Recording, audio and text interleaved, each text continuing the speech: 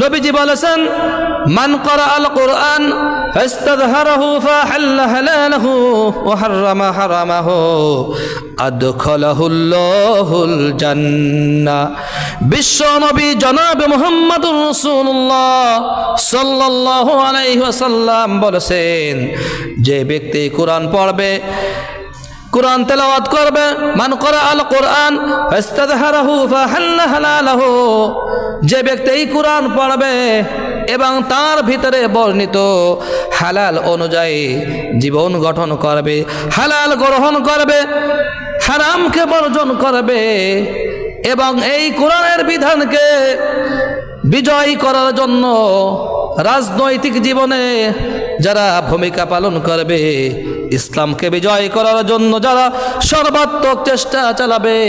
বিশ্ব নবী তাদের সম্পর্কে বলেছেন আদখালাহুল্লাহুল জান্নাহ। আল্লাহর নবী বিশ্ব নবী জনাব মুহাম্মদুর রাসূলুল্লাহ সাল্লাল্লাহু আলাইহি সাল্লাম তার সম্পর্কে বলেছেন, ওই ব্যক্তির জন্য জান্নাতের সুপারিশ করা আমার জন্য ওয়াজিব হয়ে যায়।